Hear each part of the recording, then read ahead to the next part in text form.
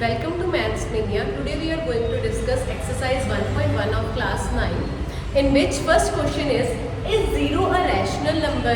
Can you write it in form of P upon Q, where P and Q are integers and the condition lies over here that Q is not equals to 0. As we already have discussed that 0 is a rational number. Why 0 is a rational number?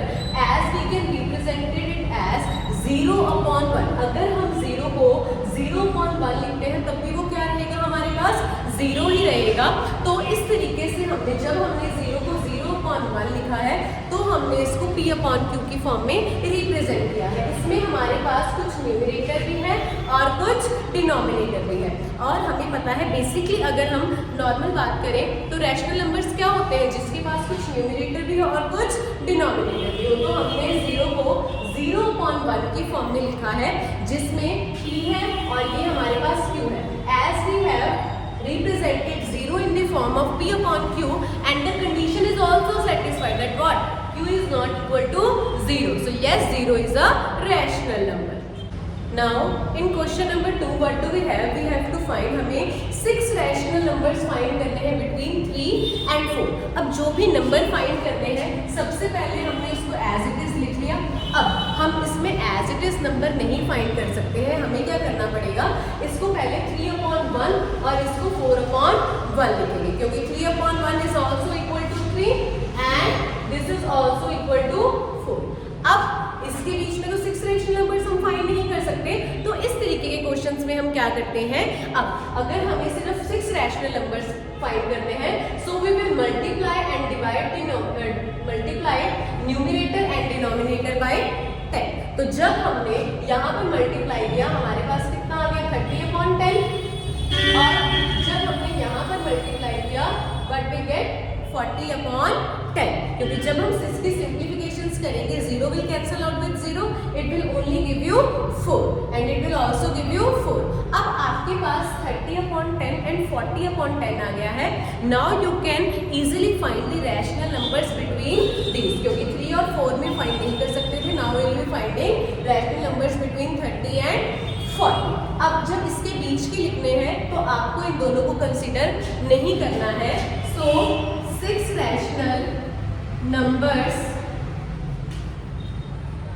between 3 and 4 are.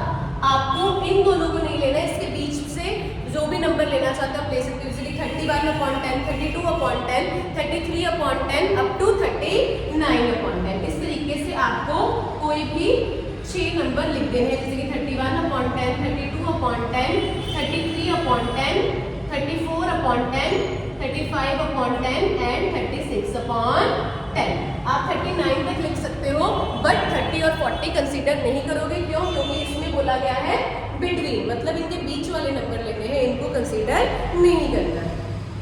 Now in question number 3 what do we have, हमें rational numbers find करने हैं between 3 upon 5 and 4 upon 5. इससे पहला जो question number 2 था उसमें हमारे पास whole number था, बट अब जो हमारे पास क्वेश्चन है इसमें हमारे पास ऑलरेडी जो नंबर्स गिवन है दे आर रैशनल नंबर्स. तो इसमें भी सेम प्रोसीजर रहेगा. अगर आपको सबसे पहले इनमें आपके पास डिनोमिनेटर सेम है, इसको करने के आपके पास 2 वेज हैं. या तो आप सिंपली, ये सबसे सिंपल मेथड है, न्यूमरेटर और डिनोमिनेटर को आप किससे मल्टीप्लाई करोगे 10 से. So what will you get 30 upon 50 and here you will get 40 upon 50. सो इसके बीच के आप नंबर लिख दोगे. सो इसके बीच के आपके पास नंबर क्या बनेंगे 31 upon 50, 32 upon 50, 33 upon 50, 34 upon 50 and 35 upon 50. These are the 5 rational numbers.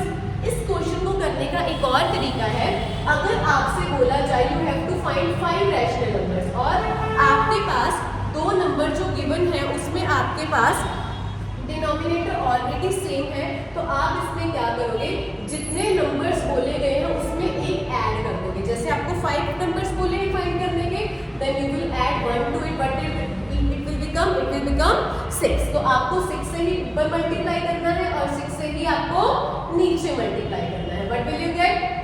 3 into 6 is 18 upon 30 and here you will get 24 upon 80. तो इसके बीच में 24 upon 30. तो इसके एग्जैक्टली ही आपको कितने नंबर्स मिलेंगे, 5 रैशनल नंबर्स मिलेंगे. So those will be 19/30, 20/30, 21/30, 22/30 and 23/30. तो आप देख रहे हो, क्योंकि आपने इनको तो कंसीडर करना नहीं था, इनके बीच वाले नंबर्स को कंसीडर करना था. तो आप क्या देख रहे हो कि आपके पास इस मेथड से एग्जैक्टली वही नंबर्स आते हैं.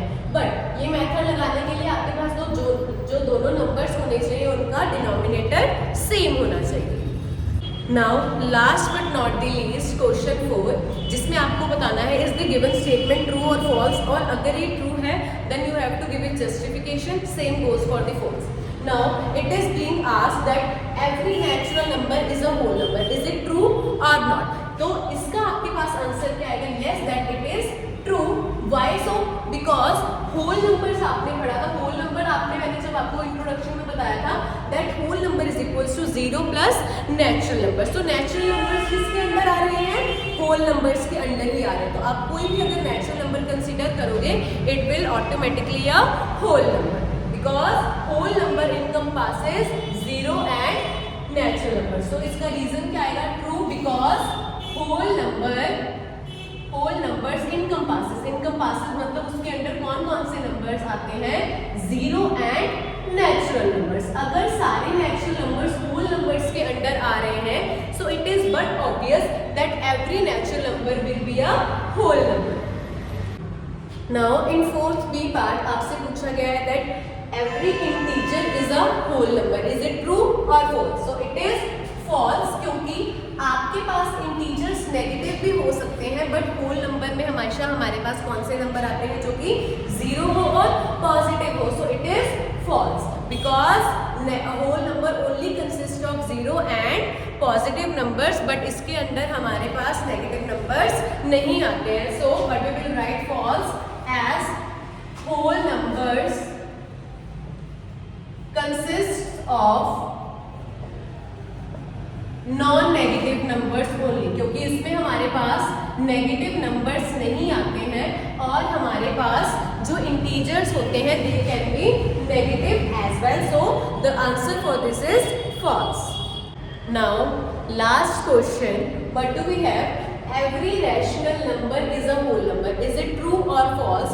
So it's false. Why it is false? अगर ये उल्टा होता, अगर इस तरीके से बोला जाता that every whole number is a rational number, तो ये true होता. But every rational number is not a whole number. False. क्यों? अगर जैसे कि आप मान लो 2/5, ये आपके पास rational number तो है, but आपके पास ये whole number नहीं है. As 2/5 is a rational number, but it is not a whole number. But it is not a whole number. अब हमारे पास क्या आता है? अब हमारे पास ऐसे एग्जांपल्स भी है जैसे 2, 3, उसमें हमारे पास रैशनल नंबर होल नंबर बनता है, बट हमें एक ऐसा एग्जांपल ढूंढना है जो कि हमारे पॉइंट को कॉन्ट्राडिक्ट कर सके. तो हमारे पास 2/5 जो है इसका रैशनल नंबर है, but it is not a whole number. I hope you like this video.